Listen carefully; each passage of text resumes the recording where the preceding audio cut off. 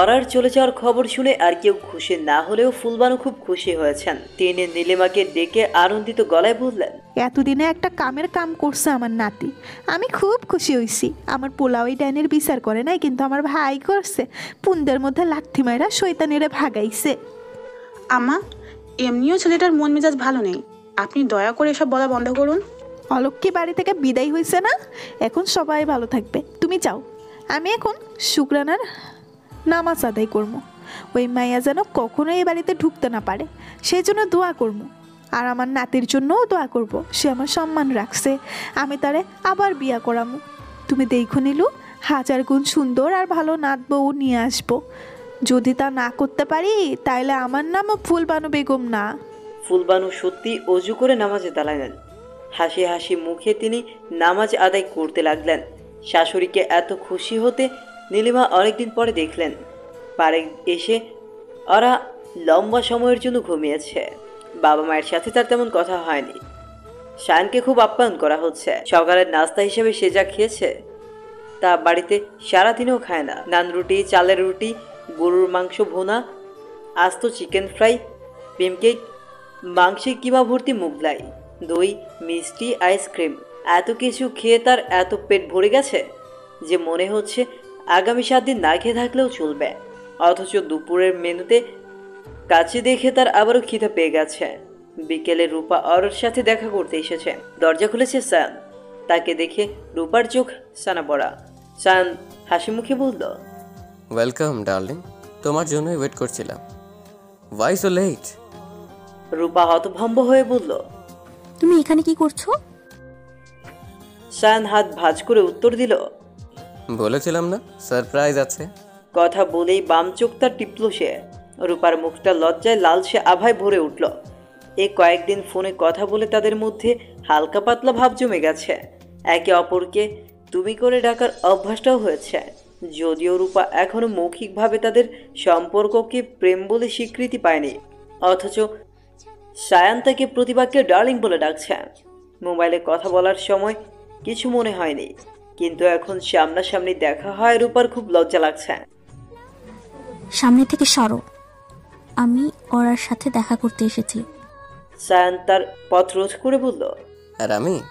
আমাকে দেখবে না? রূপা তার বড় নখ দিয়ে সায়ানের পেটে খোঁচা মারল। সায়ান চমকে উঠল। তাকে পাশ কাটিয়ে দ্রুত ভেতরে চলে এলো রূপা। তার হৃদস্পন্দন অনেক বেড়ে গেছে, শ্বাস পড়ছে দ্রুত। ঘরে ঢুকে দরজা আটকে দিল। ওরা বিছানায় ঘুমোচ্ছিল। দরজা আটকানোর শব্দে সে জেগে উঠল। তার ঘুম খুব পাতলা। রূপা কাছে এসে ওরাকে জড়িয়ে ধরে বলল, হঠাৎ না জানি এভাবে চলে এলি যে, কিছু হয়েছে নাকি? ওরা বলতে নিয়েও বলতে পারল না। কষ্টের কথা সে কাউকে বলে না। মনের মধ্যে সব চেপে রাখা তার ছোটবেলার স্বভাব। তেমন কিছু না, সবার কথা মনে পড়ছিল তাই চলে আসছি। তোর আর ভাইয়ের মধ্যে সব ঠিক হয়ে গেছে তো? Everything is all right. ওরা হাসলেও চোখ দেখে রূপা বুঝতে পারল নাথিং ইজ অল রাইট। তবুও তাকে কিছু বলার জন্য জোর করলো না, আরও একবার জড়িয়ে ধরল। আচ্ছা, ড্রয়িং রুমে তোর দেবর গাধাটাকে দেখলাম, সে যে এসেছে আমাকে বলিসনি কেন? ওরা মুচকে হেসে বলল, তোমার জন্যই তো এসেছে। উফ, বিরক্তিকর। দরজার সামনে আমাকে ডার্লিং বলে ডাকছিল জানিস? আন্টি শুনে ফেললে কি হতো? ওরা ফিক করে হেসে উঠল। রূপা আসার পর তার মন অনেকটাই ভালো হয়ে গেল। সাবিরা খুব চিন্তিত ছিলেন, কিছু একটা ঝামেলা হয়েছে বলেই ওরা এসেছে, তাও দেবরের সাথে। জামাইয়ের সাথে কেন আসেনি? তাহলে কি সামির এখনও তাকে মাফ করেনি? এই ব্যাপারে সাবিরা মনে মনে খুব দুশ্চিন্তা করতে লাগলেন। ওরাকে কিছু জিজ্ঞেস করার সুযোগ হলো না। ডিনারে সবাই একসাথে খেতে বসেছে। তখন আরিফ সাহেব প্রশ্ন করলেন, সামির কেন এলো না সায়ান? সে কি বেশি ব্যস্ত ছিল? ওরাকে তোমার সাথে পাঠালো যে? সায়ান বলল, ভাইয়ার ডিপার্টমেন্টে স্টুডেন্টদের পরীক্ষা চলছে, সেজন্যই ব্যস্ত। তবে ভাবিকে নেওয়ার জন্য হয়তো ভাইয়া আসবে। সাবিরা বললেন, অবশ্যই আসতে হবে। সামির না এলে কিন্তু আমি আমার মেয়েকে যেতে দিব না। সাবিরা কথাটা সিরিয়াসলি বলেছেন, কিন্তু সায়ান মজা ভেবে হাসল। আর মুখ চুপসে গেল হঠাৎ। সামির কি আসলেই তাকে নিতে আসবে? মনে তো হয় না। রূপা চুপচাপ খাচ্ছিল।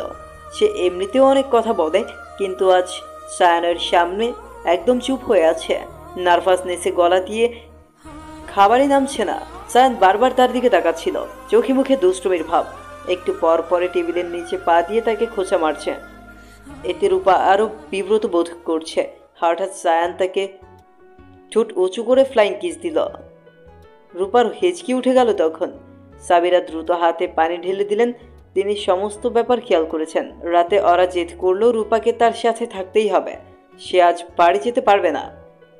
সাবিরা বললেন, ওর মামা মামি কি বলবে ওরা? ওকে যেতে দে। ওরা মুখ গুমরা করে বলল, এমনভাবে বলছো যেন রূপা আগে কখনো আমাদের বাড়িতে রাতে থাকেনি। ওর মামির সাথে আমি কথা বলবো নি। রূপা ফিসফিস করে বলল, আমি রাতে বাড়ি না ফিরলে মামি খুশি হবে। যদি কোনোদিন না ফিরি তাহলে আরো খুশি হবে। ওরা বলল, আমার দেবরের সাথে ঢাকায় পালিয়ে যা, তোর মামিও খুশি হয়ে যাবে আর আমার দেবরও। মাথা খারাপ? দুজনেই হেসে উঠল। সাবিরা তাদের ফিসফিসানি শুনতে না পেলেও আন্দাজ করতে পারলেন রূপা আর সায়ানের মধ্যেই কিছু চলছে। ব্যাপারটা বুঝতে তার অসুবিধা হচ্ছে না। রূপা রাতে ওরার সাথেই থেকে গেল। এদিকে সায়ানের ঘুম আসছে না। সে অনবরত রূপাকে মেসেজ করছে বাইরে আসার জন্য। এতক্ষণ রূপা অপেক্ষা করছিল কখন ওরা ঘুমাবে। একটু পর যখন সত্যি ওরা ঘুমিয়ে গেল তখন সে সাবধানে বের হলো। সায়ান ড্রয়িং রুমে পায়চারি করছিল। রূপাকে দেখেই হাত ধরে হ্যাচকা টান মেরে ঘরে এনে দরজা আটকে দিল। রূপার বুক টিপ টিপ করছিল। আতঙ্কে চোখ দুটো বড় বড়, ডাঙায় তোলা মাছের মতো ছটফট করে উঠল। দরজা বন্ধ করলে কেন? মেয়ে নাক ফাটিয়ে দেবো কিন্তু। দরজা খোলো। সায়ান ঘোরের মতো রূপাকে দেখছে। তার কপালের চুলগুলো সরিয়ে তীক্ষ্ণ দৃষ্টিতে তাকালো ঠোঁটের দিকে। সায়ানের ভারী নিঃশ্বাস টের পেয়ে রূপাও কেমন খেয়া হারিয়ে ফেলল এক মুহূর্তের জন্য। তারপর হঠাৎ বলে উঠল, কি হচ্ছে এসব? ছাড়ো প্লিজ রূপা, একবার। সায়ানের কণ্ঠে অনুরোধ। রূপা কঠিন গলায় বলল, একবারও না। সায়ান নিষেধ শুনল না। রূপার খুব ভয় লাগছিল। মাত্র কয়েকদিনের সম্পর্কে এত কাছাকাছি আসা কি ঠিক? সায়ান কিছুটা ছেলে মানুষ। তার পাল্লায় পড়ে রূপাও ভুল করে ফেলছে না তো? সে সায়ানকে জোরে একটা ধাক্কা মেরে বলল, আমি কিন্তু ওরার মতো চড় মারতে পারি। সায়ান হকচকিত। রূপা মুখ ফুসকে এই কথা বলে ফেলার পর নিজেও বোকা হয়ে গেল। সায়ান বলল, মানে? রূপা আমতা আমতা করে বলল, কিছু না। সে দরজা খুলে চলে যেতে নিচ্ছিল। সায়ান তাকে হাত ধরে থামালো। কৌতূহল নিয়ে প্রশ্ন করলো, ওরার মতো চড় মারতে পারো মানে? কাকে চড় মেরেছে ওরা? ভাইয়াকে? রূপা নিশ্চুপ। সায়ান নীরবতাকে সম্মতির লক্ষণ বুঝে নিল। বিষয় নিয়ে বলল, ও, এজন্যই তাহলে ভাইয়া এত রেগে আছে। তোমার ভাইয়াকে ডিফেন্ড করার কিছু নেই। এখানে ওরা দোষ ছিল না। তাহলে কার দোষ ছিল? ভাইয়ার? বাদ দাও, তাদের পার্সোনাল ব্যাপার নিয়ে আমরা আলোচনা না করি। কিন্তু টপিক যেহেতু উঠেই গেছে, ব্যাপারটা ক্লিয়ার করা ভালো। রূপা বলল, হ্যাঁ, তোমার ভাইয়ারই দোষ। সে ওরাকে ফোর্স করেছিল। সায়ান এই কথা বিশ্বাস করলো না। শক্ত গলায় বলল, এটা ইম্পসিবল। কেন? তোমার ভাইয়ের দোষ থাকতে পারে না? সে কি ধোয়া তুলসী পাতা? তার চেয়েও বিশুদ্ধ। সায়ানের কণ্ঠে আত্মবিশ্বাস। রূপা উপহাসের ভঙ্গিতে বলল, ও তাই? হ্যাঁ তাই। বিয়ের প্রথম রাতে ওরা অসুস্থ হয়ে গেল না, তখন ভাইয়াই ব্যবস্থা করেছিল যাতে সে কিছুদিন সামিয়ার ঘরে থাকতে পারে। আর তুমি বলছো ভাইয়া ফোর্স করবে? ওরা আমার কাছে মিথ্যে বলবে না। তার নিজের দোষ থাকলে সে স্বীকার করত। তোমার ভাইয়া প্রথমে আয়নায় লিখে তাকে ছাদে রেখেছিল, সে যায়নি। এটাও একটা রিজন। তখনই তার বোঝা উচিত ছিল ওরাকে আরেকটু সময় দেওয়া উচিত, কিন্তু সেটা না করে উনি। এক পর্যায়ে সায়ান থামালো রূপাকে। আচ্ছা ওয়েট, ওই দিন আমিও তো তোমাকে ছাদে রেখেছিলাম, তুমি আসোনি কেন? সেটাও কি রিজেকশন? তুমি আমাকে কখন ডেকেছো? লিভিং রুমের বেসিনে যখন দেখা হলো তখনই তো আয়নায় লিখলাম, তুমি দেখোনি? লিভিং রুমের বেসিনে ওটা তুমি লিখেছিলে? সায়ান স্তম্ভিত হলো। তার ছাদের ঘটনাটা মনে পড়ল। সেদিন সামির কারোর জন্য অপেক্ষা করছিল মনে হয়, সেই জন্যই তাকে ছাদ থেকে বের করে দিয়েছিল। ব্যাপারটা বুঝতে বেশি বেগ পেতে হলো না। সায়ান বিহ্বল হয়ে বলল, এমনও তো হতে পারে যে ভাবি ওই লেখাটাই দেখেছিল। তার মানে ওটা তুমি লিখেছিলে? হ্যাঁ, হয়তো ভাইয়াও ওই লেখা দেখে ভেবেছে ওটা ভাবির লেখা। ও মাই গড, সেই জন্যই ভাইয়া ছাদে অপেক্ষা করছিল। সেদিন আমার ভাইয়ার সাথে দেখা হয়েছিল রূপা, আমিও তোমার অপেক্ষা করছিলাম, বাট তুমি আসোনি। রূপা কিছুক্ষণ ভ্রু কুচকে চেয়ে থেকে বলল, ইডিয়েট, আয়নাতে কেন লিখতে হবে? তোমার মেসেজ করা যেত না? তখন তোমার ফোন নাম্বার ছিল না আমার কাছে। বিরক্তিতে চোখ মুখ কুচকে ফেলল রূপা। কিছুক্ষণ তাকিয়ে থেকে বলল, তোমার জন্যই সব ঝামেলা হয়েছে। এখনই ভাইয়াকে ফোন করে বলো যে আয়নায় সেটা তুমি লিখেছিলে, ওরা লিখেনি। তোমার জন্য ওদের মধ্যে মিসআন্ডারস্ট্যান্ডিং হচ্ছে। তোমার ভাই না জানি ওরার ব্যাপারে কি কি ভাবছে, অথচ সে কিছুই করেনি। সায়ান অপরাধী গলায় বলল, কিন্তু আমি এখন ভাইয়াকে কিছু বলতে পারবো না রূপা। রূপা রেগে গেল। কেন পারবে না? ব্লান্ডার তুমি করেছো, তোমাকেই সব ঠিক করতে হবে। ভাইয়া এটা জানলে আমাকে মেরে ফেলবে। সায়ানের চেহারা ইতিমধ্যে ভয় শুকিয়ে গেছে। রূপা কিরমির করে বলল, তোমাকে মেরেই ফেলা উচিত ডাফার। এখনই ফোন করো আমার সামনে। সায়ান অসহায়ের মতো বলল, এখন তো ভাইয়া ঘুমাচ্ছে। তবুও ফোন করো, এই প্রবলেম সলভ না হলে আমার ঘুম আসবে না। সায়ান অনেকক্ষণ 7-5 ভেবে মোবাইল হাতে নিল। তাকে বিব্রত দেখাচ্ছে। রূপা খটমট করে বলল, ফোন করো। কি বলবো? সেটাও আমি শিখিয়ে দেবো। সায়ান সামিরের নাম্বার ডায়াল করলো এবং মনে মনে দোয়া করতে লাগলো যেন ফোনটা রিসিভ না হয়। কিন্তু দুর্ভাগ্য বশত অতি দ্রুতই ফোন রিসিভ হয়ে গেল। হ্যালো। সামিরের ভরাট কণ্ঠ শুনে সায়ান ফোন কেটে দিল। রূপা ধমক দিয়ে বলল, এটা কি করলে তুমি? ভিতর ডিম কোথাকার! খবরদার আমার সাথে আর এক জীবন নিয়েও কথা বলবে না। সে রাগে বের হয়ে যেতে নিল। সায়ান বলল, আচ্ছা আচ্ছা, এবার শিওর বলবো। ততক্ষণে সামির নিজেই কল ব্যাক করেছে। সায়ান নিভু নিভু গলায় বলল, হ্যালো ভাইয়া। কি ব্যাপার, ফোন দিয়ে আবার কেটে দিলি যে? ভুলে ভাইয়া, সরি। তোমাকে একটা জরুরি কথা বলার ছিল। এত রাতে? ওর আর কিছু হয়নি তো? সামিরের কণ্ঠে উৎকণ্ঠা। রূপা হেসে ফেলল, বিড়বিড় করে বলল, বাহ, কত চিন্তা। সায়ান খুব সাবধানে রূপাকে চুপ থাকতে বলল, যেন সামির রূপার কণ্ঠ শুনে ফেললে তার গর্দান চলে যাবে। না ভাইয়া, কারো কিছু হয়নি। কথাটা একটু অন্যরকম বিষয় নিয়ে। কি রকম বিষয়? সায়ান জিহবা দিয়ে ঠোঁট ভেজালো। তার অপ্রস্তুত লাগছে। রূপা আগুন চোখে তাকালো। বলছো না কেন? সায়ান ইতিউতি করে বলল, ভাইয়া ওই দিনের কথা মনে আছে তোমার? ওই দিন মানে কোন দিন আবার? ওই তো রিসেপশনের দিন। সেদিনের কথা মনে পড়তেই সামির একটু ক্ষেপে গেল যেন। ধারালো গলায় বলল, কি হয়েছে ওই দিন? ওই দিন যে তোমার সাথে আমার ছাদে দেখা হলো। হ্যাঁ তো? তুমি কেন ছাদে গিয়েছিলে সেটা কি মনে আছে? তার বোকার মতো প্রশ্ন শুনে রূপা বিরক্ত হয়ে গেল। এত কথা বাড়ানোর কি আছে? সরাসরি আসল কথা বললেই তো হয়। ওই পাশ থেকে সামিরও চরম বিরক্তি নিয়ে বলল, কি বলতে চাস সেটা বল। আমি বলতে চাইছি ওই দিন তুমি যে কারণে ছাদে গিয়েছিলে সেটা একটা ধোঁকা। মানে? লিভিং রুমের আয়নায় কেউ প্র্যাঙ্ক করে লিখেছিল ছাদে যাওয়ার কথা। আমিও সেজন্যই গিয়েছিলাম চেক করতে। সামির কয়েক মুহূর্ত চুপ থেকে বলল, কে লিখেছে? এত বড় ফাইজলামিটা কে করলো? সায়ান ভীত গলায় বলল, সেটা তো আমিও জানি না। সামির বলল, হঠাৎ এই কথা বলার জন্য তুই রাতের বেলা ফোন দিয়েছিস? হ্যাঁ, হঠাৎ করে ব্যাপারটা মনে পড়লো, ভাবলাম তোমাকে বলি। ঠিক আছে, ঘুমা এবার। সামির এই কথা বলে ফোন রেখে দিল। রূপা ঝাঁঝালো সরে বলল, তোমার প্রবলেম কি সায়ান? সত্যিটা কেন বললে না? আমার তো মনে হচ্ছে উনি বিশ্বাসই করেনি তোমার কথা। সত্যি কথা জানলে ভাই আমাকে আস্ত রাখবে না। এত ভয় পাও? ছি, সে মনিও কাওয়ার্ড। রাগে সায়ানের বাহুতে কয়েকটা চাপড় মেরে রূপা বের হয়ে গেল। তখন ঘড়িতে রাত 1:30 বাজছে। সাবিরা ইঁদুরের আওয়াজ শুনে রান্নাঘরে এসেছিলেন। তখনই রূপাকে সায়ানের ঘর থেকে বের হয়ে যেতে দেখলেন। অনাকাঙ্ক্ষিত সর্বনাশের আশঙ্কায় তার বুক ধক করে উঠল। এসব চলতে দেওয়া যাবে না। সকালে তিনি অরাকে নিজের ঘরে ডেকে বললেন, এসব কি শুরু হয়েছে ওরা? তুই কি নিজের সংসারে আগুন লাগাতে চাস? ওরা বিস্মিত হয়ে বলল, মানে এই কথা কেন বলছো? ভয় পেয়ে গেল সে।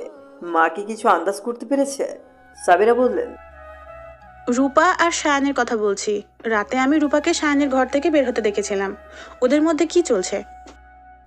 ওরা সামান্য হেসে বলল, ও এই ব্যাপার, এটা তেমন কিছু না মা, তুমি অযথাই টেনশন করছো। তুই হাসছিস মানে? এটা তেমন কিছু না। রূপাকে যত দ্রুত সম্ভব এসব বন্ধ করতে বল, না হলে যখন ওর জন্য তোর সংসারের সুখ নষ্ট হবে তখন কিন্তু কেঁদেও কুল পাবি না। রূপার জন্য আমার সুখ কেন নষ্ট হবে? কি আশ্চর্য! আর এখানে রূপার তো কোনো দোষ নেই, সায়ান ভাই ওর পেছনে ঘুরছে। কিভাবে ঘুরলো? ও যদি আশকারা না দেয়? ওরা বিরক্ত গলায় বলল, তোমার আসল টেনশন কি নিয়ে বলো তো? এসব তোর শ্বশুরবাড়িতে জানাজানি হলে কি হবে? রূপার বাপ মা নেই, এতিম মেয়ে, মামা মামির কাছে থাকে। সায়নদের মতো পরিবার কি করে ওকে গ্রহণ করবে? সেটা ওরা বুঝবে মা, তুমি কেন এত হাইপার হচ্ছ? কারণ আমি জানি ওদের বিয়ে সম্ভব না। এখন ওরা যেটা করেছে সেটা হলো নষ্টামি। এসব আমার বাড়িতে চলবে না।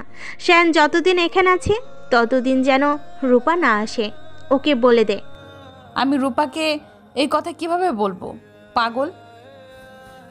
তাছাড়া সায়ন ভাই আজ রাতেই চলে যাচ্ছে, তুমি শান্ত হও। সেদিন রাতেই সায়ান ঢাকায় ফিরে গেছিল। তারপর অনেক দিন কেটে গেল, কিন্তু সামির ওরা কোনো খোঁজই করলো না। আর দিনগুলো খুব অপেক্ষায় অতিবাহিত হচ্ছিল। তাকে ফিরিয়ে নিতে কেউ এলো না। সামির না এলে সাবিরাও ওরাকে যেতে দিবেন না। শ্বশুর বাড়ি থেকে প্রায় সামিয়া অথবা নীলিমা ওরাকে ফোন করে। সবার সাথে ওর কথা হয়, শুধু সামির ছাড়া। প্রতীক্ষা ব্যাপারটা বড্ড কষ্টের। একদিন আর অপেক্ষার শেষ প্রহর উপস্থিত হলো, কিন্তু সেদিন আর মনে হলো এই অক্লান্ত অপেক্ষার অবসান না ঘটলেই বুঝি ভালো হতো। এতদিন অপেক্ষা ছিল, একটা আশাও ছিল, কিন্তু আজ অপেক্ষা শেষ হওয়ার সাথে সাথে আশার শেষ প্রদীপটাও যেন সাথে সাথে নিভে গেছে। ঢাকা থেকে অরার জন্য একটি পার্সেল পাঠানো হয়েছে। কুরিয়ার অফিস থেকে ফোন এলো, ডেলিভারি ম্যান বাড়ির নিচে দাঁড়িয়ে আছে। ওরা হন্তদন্ত হয়ে ছুটে গিয়ে সেই পার্সেল রিসিভ করলো। বেশ বড় একটা কার্টুন। ওরা ঘরে এসে জিনিসপত্র বের করে হতভম্ব হয়ে গেল। সামিরদের বাড়িতে তার ফেলে আসা জিনিসগুলোই একটা ব্যাগে ভরে পাঠিয়ে দেওয়া হয়েছে। সাথে আছে একটা চিঠি। ওরা চিঠির খাম খুলতে গিয়ে ঘেমে নিয়ে একাকার হলো, হাত পা কাঁপতে লাগলো। পানি খেয়ে শুকনো গলা ভিজিয়ে নিল। নিজেকে শান্ত করে ধীরে সুস্থে সে চিঠি খুলল। গোটা গোটা অক্ষরের ঝকঝকে লেখাগুলো পড়তে গিয়ে ক্রমশ শ্বাসরোধ হয়ে আসার উপক্রম হলো। ওরা তোমাকে কি বলে সম্বোধন করা উচিত বুঝতে পারছি না। কাগজে কলমে তুমি আমার স্ত্রী হলেও ব্যক্তিগতভাবে আমরা একে অপরের থেকে যোজন যোজন দূরে। বৈধ উপায়ে পাওয়া মানেই সবসময় পাওয়া নয়, তা খুব নিদারুণভাবেই বুঝিয়ে দিয়েছ তুমি। সারা জীবন নিয়মমাফিক জীবনের বেড়াজালে আটকে থাকা আমি এবং আমার সকল নিয়মকানুন হুট করে মুখ থুবড়ে পড়েছে তোমার সকল অবহেলার সামনে। দিনের পর দিন এই নিষ্ঠুর প্রত্যাখ্যান আমাকে কতটা দিশেহারা করেছে তা হয়তো তুমি অনুমানও করতে পারবে না। কোনো কিছুতেই মন বসাতে পারছি না। সারাক্ষণ মস্তিষ্কে দ্রিম দ্রিম করে বাঁচতে থাকো তুমি। তোমাকে নিয়ে জাগ্রত স্বপ্নে বিভোর থেকে দিন দিন কেমন এলোমেলো হয়ে যাচ্ছি আমি। তোমার মন দখলের চেষ্টা করতে গিয়ে ব্যর্থ হওয়া নিজেকে সীমাহীন স্রোতে ভেসে চলা জাহাজের অসহায় নাবিক মনে হয়। তবুও হাল ছাড়িনি, কিন্তু এখন মনে হচ্ছে হাল ছেড়ে দেওয়াই সমীচীন। যে জিনিস নিজে থেকে কখনো ধরা দিতে চায় না তাকে জোর করে ধরে রাখাই অনুচিত। এই সামান্য সিদ্ধান্তটুকু নিতে আমার খুব বেশি সময় লেগে গেল, সেজন্য দুঃখিত। তোমাকে অপেক্ষা করিয়ে কষ্ট দেওয়ার ইচ্ছে আমার ছিল না। জীবনের কোনো অবস্থাতেই তোমাকে কষ্ট দেব না বলে শপথ করেছিলাম। অথচ যখন বুঝতে পারলাম তোমার জীবনের মূল কষ্টের উৎস আমি নিজেই, তখন যেন আমার পায়ের নিচে থাকা মাটি উধাও হয়ে গেল। বিশাল আকাশটা বিকট শব্দে ভেঙে পড়ল মাথায়। ধ্বংস হয়ে গেল আমার যত্নে গড়া 7টি বছরের লালিত অনুভূতি। যেখানে তুমি নিজেই কোনোদিন আমাকে চাওনি, সেখানে আমি জোর করে কিভাবে তোমাকে আটকে রাখবো? ভালোবাসা মানেই তো জোর করে বেঁধে রাখা নয়। কাউকে সর্বোচ্চ ভালোবাসলেই নাকি তার ভালোর জন্য তাকে যেতে দেওয়া যায়। আমি বোধহয় তোমাকে সর্বোচ্চ ভালোবাসতে পারিনি এখনও, তাই আমার অবচেতন মন তোমাকে যেতে দিতে এখনও অনিচ্ছুক।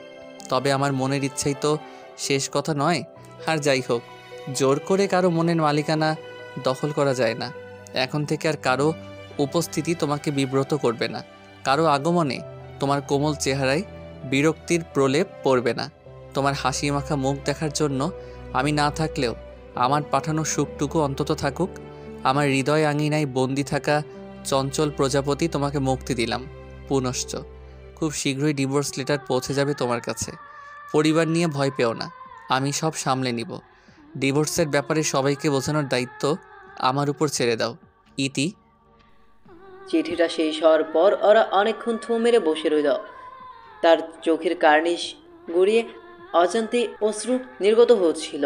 এক পর্যায়ে সে দুই হাতে অশ্রু মুছে একটা সিদ্ধান্ত নিল। ছুটে মায়ের ঘরে গিয়ে জানিয়েও দিল সেই সিদ্ধান্ত। সাবিরা মেয়ের কথা শুনে অবহেলার স্বরে বললেন, পাগল হয়ে গেছিস? ওরা নির্লিপ্ততা এবং রাশভারী গলায় উত্তর দিল, আগে পাগল ছিলাম, কিন্তু এখন আমার মাথা ঠিকভাবে কাজ করছে মা। ওর কথার ধরন একটু বেশি অন্যরকম ঠেকছে। কিছু হয়েছে নাকি বুঝে উঠতে পারলেন না সাবিরা। চিন্তিত স্বরে বললেন, তোর বাবা বাড়ি ফিরুক, তারপর এই বিষয়ে কথা হবে। ওরা নিজের ঘরে ফিরে এলো। বাবার বাড়ি ফেরার অপেক্ষা করতে লাগলো অধীর হয়ে। বাবা তার সিদ্ধান্তকে নিশ্চয়ই সম্মান করবেন। আরিফ চৌধুরী ওর কথা শুনে অনেকক্ষণ হাসলেন। হাসতে হাসতে তার গলা ধরে এলো। তিনি বললেন, যে মেয়েকে জীবনে একা কলেজে পর্যন্ত যেতে দিতে ভয় হতো, তাকে একা একা চট্টগ্রাম থেকে ঢাকা পাঠিয়ে দিব, কিভাবে সম্ভব? এটা অসম্ভব কিছুই না বাবা। আমাকে ট্রেনে তুলে দিলেই আমি চলে যেতে পারবো। ট্রেন থেকে নেমে খালি একটা সিএনজি অথবা ট্যাক্সি নিব, এই তো, খুব সহজ। আমি সিদ্ধান্ত নিয়ে ফেলেছি, আমি যাব মানে অবশ্যই যাব। হঠাৎ এত যাওয়ার জন্য পাগল হলি কেন? আর কটা দিন থাক বাবার বাড়ি, নাকি শ্বশুর বাড়িতে মধু আছে? সাবিরা আর চোখে তাকিয়ে হাসলেন। ওরা লজ্জিত গলায় বলল, 1 মাসের বেশি সময় ধরে এখানে পড়ে আছি, আর কত? সমীরের সাথে আমার কথা হয়েছে, কাজের জন্য তোকে নিতে আসার সময় পাচ্ছে না। কিছুদিনের মধ্যেই হয়তো আসবে, তখন একবারে চলে যাবি, সমস্যা কি? ওরা মূলত এই জন্যই যেতে চাইছে। সে চায় না সামির এই বাড়িতে আসুক আর বাবা মা ডিভোর্সের কথাটা জানুক। সে অনিষ্ট ঘটার আগেই পরিস্থিতি সামলাতে হবে। তাই ওরা সিদ্ধান্ত নিয়েছে সামির আসার আগেই সে ঢাকায় ফিরে যাবে। তার পাঠানো চিঠি প্রয়োজনে শাশুড়িমাকেও দেখাবে। তখন তিনি একটি ব্যবস্থা করবেন। ওরাকে ডিভোর্সের হুমকি দেওয়ার মজা সামির হারে হারে টের পাবে। আরিফ মেয়ের জেদের কাছে হার মেনে সিদ্ধান্ত নিলেন নিজে যাবেন মেয়ের সাথে। বাবা মেয়ে রাতের ট্রেনে রওনা হবে। পরদিন আবার রাতের ট্রেনে আরিফ চট্টগ্রাম ফিরে আসবেন। সামিরের কিছুদিন ধরে জ্বর, পাশাপাশি ঠান্ডা এবং কাশি। তাই আজ ইচ্ছে করেই ভার্সিটিতে যায়নি। ঘন্টায় ঘন্টায় গরম লেবু পানি খাচ্ছে, তাও গলার কফ নামানো যাচ্ছে না। ভার্সিটিতে না যাওয়ার কারণে কাজের চাপ কমাতে অনলাইনে ক্লাস সেরে রাখার চেষ্টা করছে। সেই জন্য সারা রাত কম্পিউটারের সামনে বসে থাকতে হয়েছে। ঘুম হয়নি আজ সকালে, তাই বেলা করে ঘুমটা ভাঙল। কিন্তু ঘুম ভাঙার সাথে সাথেই যে এত বড় একটা বিষয় সামলাতে হবে তা ক্ষণাক্ষরও ভাবেনি সামির। ওরা শুয়ে আছে ঠিক তার পাশে। গায়ে গোলাপি রঙের শাড়ি, ফর্সা গায়ে গোলাপি রঙটা ভীষণ মানাচ্ছে। এলোমেলো চুল কপালে লেপটে আছে। কি নিষ্পাপ সরল মুখশ্রী। সামির কিছুক্ষণ হতগ্রস্তের মতো চেয়ে রইল। একবার সে ভাবল এখনও নিশ্চয় ঘুম ভাঙেনি, সে স্বপ্ন দেখছে। কিন্তু পরক্ষণেই মনে পড়ল ঘুম ভেঙেছে, তবে এটা তার কল্পনা। একটু পরেই বুঝি ওরা গায়েব হয়ে যাবে। এভাবেই ফ্রেশ হতে বাথরুমে চলে গেল। তোয়ালে দিয়ে মাথা মুছতে মুছতে যখন বের হলো তখন বুঝলো তার ধারণা ভুল। এটা কল্পনা নয়, সত্যি। ওরা সত্যি তার বিছানায় শুয়ে আছে, ঘুমোচ্ছে। ঘুরতে তখন বেলা 12টা বাজে। সামির চিন্তা করতে লাগলো এটা কিভাবে সম্ভব। সামিয়া দুজনের জন্য একসাথে নাস্তা নিয়ে ভেতরে ঢুকলো। হাসি খুশি গলায় বলল, মা পাঠিয়েছে তোমার আর ভাবির জন্য। সামির বিস্ময়ে অভিভূত হয়ে তাকালো, কিন্তু মুহূর্তেই নিজেকে সামলে নিল। তোয়ালেটা চেয়ারে ছুঁড়ে অপেক্ষার সরে শোধালো, তোর ভাবি কখন এলো? সামিয়া উত্তেজিত কণ্ঠে বলল, আজ সকাল 8টায়। আমরা সবাই সারপ্রাইজ হয়ে গেছিলাম। সামির যথাসাধ্য কণ্ঠ স্বাভাবিক রাখার চেষ্টা করে বলল, একা চলে এসেছে নাকি? না, একা আসবে কেন? আরিফ আঙ্কেলের সাথে এসেছে। তিনি এখন গেস্ট রুমে রেস্ট নিচ্ছেন, রাতে ট্রেনে আবার ফিরে যাবেন। সামিরের যেন তখনও বিশ্বাস করতে কষ্ট হচ্ছে। সে ভাবেওনি ওরা এইভাবে হঠাৎ চলে আসবে, তাও এসে তার পাশেই শুয়ে থাকবে। আগে তো সামিরের ঘরে আসতেও বিরাট সমস্যা হতো, তার বমি করে একাকার করে ফেলতো, আর এখন বড় আরামে ঘুমোচ্ছে। মেয়ে মানুষ সত্যিই অদ্ভুত। সামির ওরার ব্যাপারটাকে খুব বেশি পাত্তা দিল না। এই কয়েকদিনে নিজের মনকে কড়া শাসনে রেখে খুব কষ্টে নিয়ন্ত্রণ এনেছে। এই নিয়ন্ত্রণ সহজে ভাঙা যাবে না।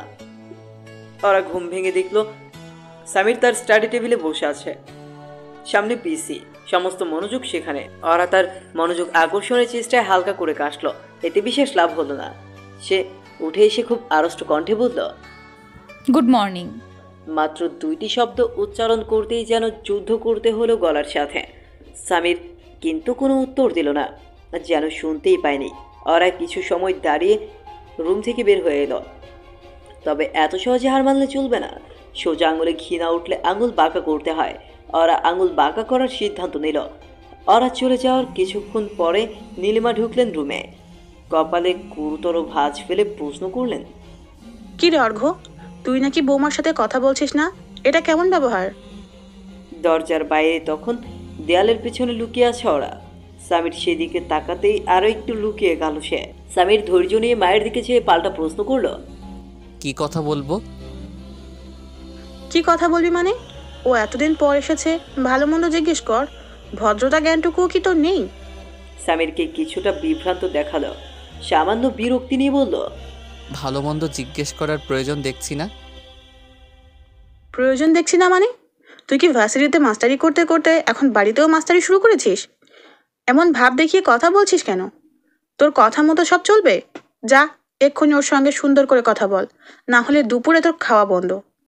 পারবো না। কি বললি? পারবি না মানে? নীলিমা সামিরের কান চেপে ধরলেন। ওরা দেয়ালের আড়াল থেকে মৃদু হাসল। সামির বাধ্য গলায় বলল, আচ্ছা বলছি, কেমন আছেন? ওরার মুখ অন্ধকার হয়ে গেল। সামির তাকে আপনি করে বলছেন কেন? নীলিমা রেগে বললেন, কেমন আছেন মানে? আপনি করে কথা বলছিস কেন? ও তোর কোন জন্মের আপনি হয় শুনি? ঠিক করে কথা বল। ঠিক করেই তো বললাম। কোথায় ঠিক? মনে হচ্ছে পাশের বাড়ির ভাবির সাথে কথা বলছিস। বউয়ের সাথে কিভাবে কথা বলতে হয় জানিস না? সামির ছোট্ট নিঃশ্বাস ছাড়ল। তীব্র মেজাজে মুখ লাল হয়ে উঠল। ভালো বিপদে পড়েছে সে। কিছুক্ষণ চুপ থেকে হঠাৎ বলল, কেমন আছো জান বউ আমার?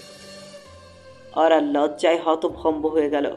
ধিক ধিক করে কেঁপে উঠল বুকের বাপাস। চেহারায় যুক্ত হলো রক্তিম প্রলেপ। নীলিমা হেসে ফেললেন। আর ইচ্ছে করছে দেয়ালের ভিতর ঢুকে যেতে। এভাবে কেউ মায়ের সামনে বলে? নীলিমা বল, ফাসলামি করছিস নাকি? ফাইজলামি কেন করব? তুমি তো বললে বউয়ের সাথে বউয়ের মতো কথা বলতে। নীলিমা ওর দিকে চাইলেন। ওরা নিজেকে সামলে নিয়ে ইশারায় কি যেন বলল। সামির বুঝতে পারল না, কিন্তু নীলিমা বুঝলেন। কড়া গলায় বললেন, আমিও জানতে চাই, বল আমাকে, তুই কি এমন লিখছিস যে মেয়েটা একদম অস্থির হয়ে এখানে চলে এসেছে? কি লিখেছি তার চেয়েও বেশি জরুরি কেন লিখেছি? নিশ্চয়ই কোনো কারণ ছিল। কি সেই কারণ শুনি? সামির ওর দিকে ইশারা করে বলল, ওর থেকে জেনে নাও, কারণটা ওই ভালো বলতে পারবে। ওরা হক চুকিয়ে গেল। নীলিমা নরম সুরে বললেন, বৌমা, তুমি নির্ভয় বলো তো, কি হয়েছে? ওরা বিপদগ্রস্ত হয়ে বলল। অসহায়ের মতো তাকালো। সামির কি নিষ্পাপের মতো ভং ধরছে, যেন কিছুই জানে না। আর উত্তর না পেয়ে নীলিমা আবার বললেন, ওকে ভয় পাওয়ার কিছু নেই, আমি আছি না, তুমি বলো। ওরা বলতে পারল না। মাথা নিচু করে দাঁড়িয়ে রইল কেবল। সামির অকপটে বলল, সামনে বলতে এত অসুবিধা হলে তুমি ওকে বাইরে নিয়ে সবকিছু শুনে আসতে পারো আম্মু। নীলিমা ওর হাত ধরে বললেন, চলো। ওরা খুব অসহায় বোধ করছে এবার। সে চেয়েছিল শাশুড়িকে ডেকে এনে সামিরকে শিক্ষা দিতে, অথচ এখন নিজেই জন্মের মতো শিক্ষা হয়ে যাচ্ছে। আর কখনো ব্যক্তিগত বিষয়ে শাশুড়ি মাকে জড়ানোর সাহস করবে না সে। বাইরে এসে ওরা বিষণ্ণ কণ্ঠে বলল, কিছু হয়নি আম্মু, বাদ দিন। নীলিমা বুঝতে পারছেন ওরা খুব অস্বস্তি বোধ করছে। মেয়েটা এত চাপা স্বভাবের, তার মনের কথা বের করা কোনো সহজ বিষয় না। নীলিমা অরাকে সহজ করার উদ্দেশ্যে একটু হাসলেন, সস্নেহে বললেন, তুমিও দেখি সামিরের মতো আমাকে আম্মু বলা শুরু করেছো। আমি এখন থেকে আপনাকে আম্মু বলেই ডাকবো। শুধু ডাকলে তো হবে না, মন থেকে মানতেও হবে। তোমার সব সমস্যার কথা মায়ের কাছে যেভাবে বলো, আমার কাছেও সেভাবে বলতে হবে, মনে থাকবে? অরা মিষ্টি করে হেসে মাথা নাড়ল। এমন সময় কলিং বেল বেজে উঠল। নীলিমা তাকে দরজা খুলতে বলে রান্নাঘরে চলে গেল। অরা দরজা খুলে আশ্চর্য হলো, বাইরে তন্নি দাঁড়িয়ে আছে। অরাকে দেখে সুন্দর করে হাসলো সে। কেমন আছো সামিয়া?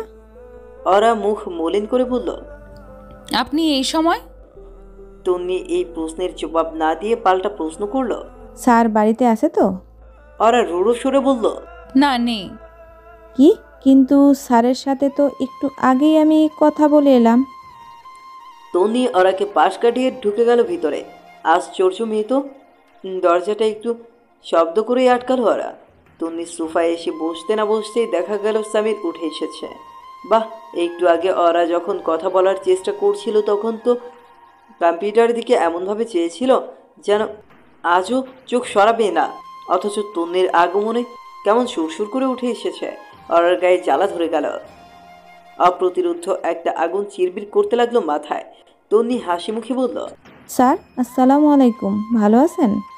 এই তো ভালো। তারপর বলো তন্নি, কি খবর তোমার? সামির বসলো সিঙ্গেল সোফায়, তন্নি বসলো একদম তার পাশের সোফাতে। ওরা ড্রয়িং রুমের এক কোণে দাঁড়িয়ে রইল। কি করা উচিত সে বুঝতে পারছে না। তন্নি বলল, আমি ভালো আছি। আপনার জন্য একটা জিনিস এনেছি। ঠান্ডার মধ্যে এটা গলায় জড়িয়ে রাখলে বেশ উপকার পাবেন। তন্নি তার ব্যাগ থেকে একটা মাফলার বের করলো। তখন ইচ্ছাকৃতভাবে নিজের আইডি কার্ড সোফার নিচে ফেলে দিল।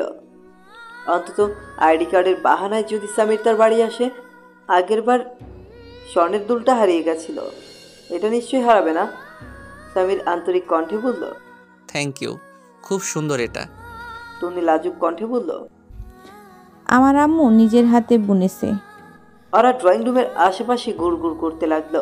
এখানে তার কোনো কাজ নেই, তবুও বিভিন্ন বাহানায় আসা যাওয়া করছে। দুটি মানুষের মনোযোগ আকর্ষণ করা খুব দরকার, কিন্তু মানুষ দুটো নিজেদের আলোচনায় এতই বিভোর যে অরার দিকে মনোযোগ দেওয়ার সময় তাদের নেই। একবার অরা এলো সোফার কুশন ঠিক করতে, কোনো প্রয়োজন ছিল না, তবুও সে নিজের উপস্থিতি সামিরের পাশে বসে থাকা মেয়েটিকে বোঝাতে চায়। কিন্তু মেয়েটি যেন তাকে দেখেও দেখছে না, এমনভাবে সামিরের উপর দৃষ্টি আটকে রেখেছে যেন সে ছাড়া পৃথিবীতে দ্বিতীয় কোনো মানুষ নেই। ওরার অসহ্য অনুভূত হচ্ছে। একদিন অসুস্থতার বাহানায় সে ভার্সিটি যায়নি বলে বাড়ি বই দেখতে চলে আসতে হবে। মেয়েটার আহ্লাদ দেখে আর বাঁচে না ওরা। অসুস্থ হলেই কেন দেখতে আসতে হবে, আর দেখতে এসে কেন ঘন্টার পর ঘন্টা হাসি মুখে গল্প করতে হবে। ভাবটা এমন যেন তার হাসি দেখেই সুস্থ হবে সামির। ঔষধপত্রের আর প্রয়োজন নেই। ওরাকে অনেকক্ষণ ধরে সোফার কুশন ঠিক করতে দেখে একটু ঝেড়ে কাশলো সামির। পরিষ্কার কণ্ঠে বলল, আম্মুকে বলো তন্নি এসেছে, এদিকে যেন একটু চা আর স্ন্যাক্স দেওয়া হয়।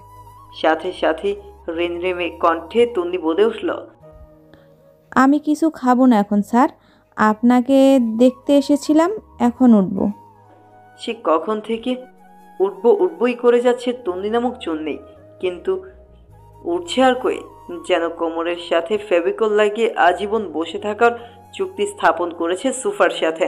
সামির বলল, এসেছই যখন কিছু তো খেতেই হবে, অন্তত এক গ্লাস পানি হলেও। আমরা খালি মুখে মেহমান বিদায় করি না। ওকে, তাহলে এক গ্লাস পানি খাবো। আচ্ছা, ঠান্ডা না গরম? যেটা সুবিধা হয়। সামির অরার দিকে ইশারা করে তাকে পানি আনতে বলল। অরা চলে যাওয়ার সময় শুনল মেয়েটা প্রশ্ন করছে, ওর নাম বুঝি ওরা? আমি তো ওকে সামিয়া ভেবেছিলাম। ও সামিয়া না? কি আশ্চর্য, যতবার দেখা হয়েছে আমি ওকে সামিয়াই ডেকেছি, অথচ একবারও সে আমার ভুলটা ভাঙিয়ে দেয়নি। আচ্ছা, কে এই কিউটি মেয়েটা? আমার কাজিন, চিটাগাং থেকে এসেছে। উত্তরটা শুনে খুব খুব করে কেসে উঠল ওরা। বিস্মিত দৃষ্টিতে সামিরের দিকে চাইল। এত বড় মিথ্যেটা সামির কি করে বলতে পারলেও তা ঠিক বুঝে আসছে না। ডিভোর্স দিবে বলে কি তাকে স্ত্রী হিসেবেও স্বীকার করবে না? 1 মাস আগেও সামির ওরাকে স্ত্রী বলে কারো সাথে পরিচয় করালে অস্বস্তিতে চোখ মুখ কুঁচকে ফেলত সে। অথচ এখন সামিরের থেকে স্ত্রী স্বীকৃতি পায়নি বলে মনটা অভিমানে দগ্ধ হয়ে উঠল। বুকের মধ্যে অদ্ভুত জ্বলুনি টের পাচ্ছে সে। গম্ভীর মুখে অরা যখন এক গ্লাস পানি নিয়ে ভেতরে ঢুকলো তখন সামির অবাক হয়ে বলল, শুধু পানি চাইলো বলে পানি আনবে? ফ্রিজার কিছু ছিল না? অরা কঠিন মুখে সামিরকে বিব্রত করার উদ্দেশ্যে বলল, দেখিনি ভাইয়া। অরার মুখে ভাইয়া ডাক শুনে সামির একটু ইতস্তত হয়ে গেল। তন্নি হাসি মুখে বলল, so sweet of you, thank you ওরা। আমি শুধু পানিটা খেতে চেয়েছিলাম। তাছাড়া আজকে আমি অনেক বেশি লাঞ্চ করেছি, পেট একদম ফুল, কিছু খেতে ইচ্ছা করছে না। সামির অরার দিকে চেয়ে বলল, ফ্রিজ থেকে মিষ্টি নিয়ে এসো। তন্নি বাদ সেধে বলল, ইটস ওকে, লাগবে না। তাছাড়া আমি ডায়েটিংয়ে আছি, মিষ্টি খাবো না। ফ্রিজে ডায়েট কোকো আছে, চাইলে খেতে পারো। হ্যাঁ, সেটা খাওয়া যায়। যাও ওরা। জোরপূর্বক মুখে হাসি এঁটে ওরা কোক আনতে গেল। মেয়েটার উপর রাগ লাগার প্রধান কারণ হলো সে অতিরিক্ত স্মার্ট সাজার চেষ্টা করছে। প্রত্যেকটি কথা বলছে টেনে টেনে, প্রতি শব্দ উচ্চারণ করছে ঢং করে। আর সে সামিরের সামনে বসে যেভাবে হাসি দিচ্ছে তাতে বোঝাই যায় যে সামিরের প্রেমে সে হাবুডুবু খাচ্ছে। মেয়েরা একমাত্র পছন্দের পুরুষের সামনেই এমন করে হাসে। ছেলেরা অধিকাংশ ক্ষেত্রে ব্যাপারটি ধরতে পারে না, কিন্তু মেয়েরা মেয়েদেরটা ধরতে পারে। সহজাতীয় প্রাণী কিনা। ওরা মুখ ভার করে বারান্দায় গেল। দোলন চাপা গাছটার পাতা নড়ছে। ওরা অযথাই কিছু ফুল ছিঁড়ে হাতে নিয়ে পাপড়িগুলো দুমড়ে মুচড়ে ফু মেরে উড়িয়ে দিল বাইরে। এভাবে যদি তন্নিকেও উড়িয়ে দেওয়া যেত ব্যাপারটা মন্দ হতো না। রাতে আরিফ চৌধুরী চলে যাওয়ার সময় ঘনিয়ে এলে ওরা বাবাকে জড়িয়ে ধরে কেঁদে ফেলল। কান্নাটা বাবাকে ধরে কাঁদলেও অভিমানটা সামিরের উপর ছিল। তখন সেখানে সামিরও উপস্থিত। সে কান্না কি তার মন বুঝতে পেরেছিল?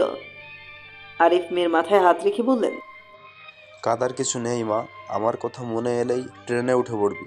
7-8 ঘন্টার জার্নি, তেমন কিছু না। কি বলো সমীর? সামির হেসে বলল, জি আঙ্কেল, ওর ফুল ফ্রিডম লাইফ, যা খুশি তাই করতে পারে, যেখানে ইচ্ছা যেতে পারে, কেউ বাধা দেবে না। ওরা আর চোখে চাইল। কেউ না বুঝলেও সে ঠিক বুঝতে পেরেছে যে সামির এই কথাটি কি উদ্দেশ্যে বলেছে। পুনরায় ডিভোর্সের ব্যাপারটি সে কৌশলে ওরাকে মনে করিয়ে দিতে চাইল। আবার নীলিমা আরিফ চৌধুরীর জন্য রাতের খাবার দ্রুত রেডি ফেলেছিলেন। ওরাকে বললেন বাবাকে চটজলদি খাবার বেড়ে দিতে। এদিকে আরিফ বিআই আর জামাইকে ছাড়া খাবেন না, তাই অগত্যা সামির আর সুমন সাহেবকেও বসতে হলো টেবিলে। আরিফ সামিয়াকেও বসে যেতে বললেন তাদের সাথে। খাওয়া দাওয়ার এক পর্যায়ে হুট করে ওরা বলে উঠল, ভাইয়া আপনাকে একটু মাংস দিব? ওর কথা শুনে সবাই হতবাক চোখে চাইল। সামিরের প্রায় বিষম উঠে যাওয়ার মতো অবস্থা। ওরা তাকে আরো বিব্রত করতে বলল, ফুপ্পির রান্নাটা কিন্তু ভালো হয়েছে, আর একটু নিন না ভাই। সামির খাবারের লোকমা মুখে তুলতে গিয়েও থেমে গেছে, হা করে নেবার মতো তাকিয়ে আছে। সামিয়া এই অবস্থা দেখে মুখে হাত দিয়ে ফিক করে হেসে ফেলল। নীলিমা অবাক স্বরে বললেন, তোমার কি হয়েছে ওরা? এসব কি বলছো? ওরা সামিরের দিকে চেয়ে থেকেই বলল, আমি তো ওনার কাজিন। তখন তো তন্নির কাছে এই বলেই পরিচয় করিয়ে দিলেন, তাই ভাবছি এখান থেকে ওনাকে এখন থেকে ভাইয়া বলেই ডাকবো, আর আপনাকে ডাকবো ফুপ্পি। সামির বিষম খাওয়া দৃষ্টিতে চেয়ে রইল। ওরা যে রসিকতাটা করতে পারে তা যেন বিশ্বাসই হচ্ছে না। আসলে ভার্সিটিতে বিয়ের ব্যাপারটা এখনো জানানো হয়নি। কলিগরা অনেক বিরক্ত করে, ট্রিট চায়। কেউ কেউ আবার ছুটি নিতে গেলেও বাঁকা দৃষ্টিতে তাকায়। সদ্য বিবাহিত পুরুষ আরমান স্যারের সাথেও এইসব হচ্ছে সবাই।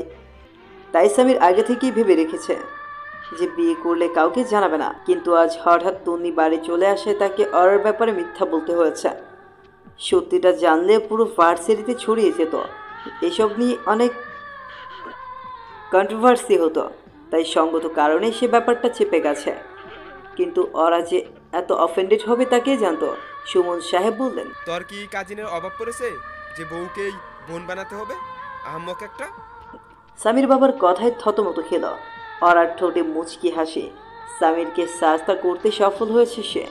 এবার বুঝবে কাজের মেয়ে পরিচয় করানোর মজা।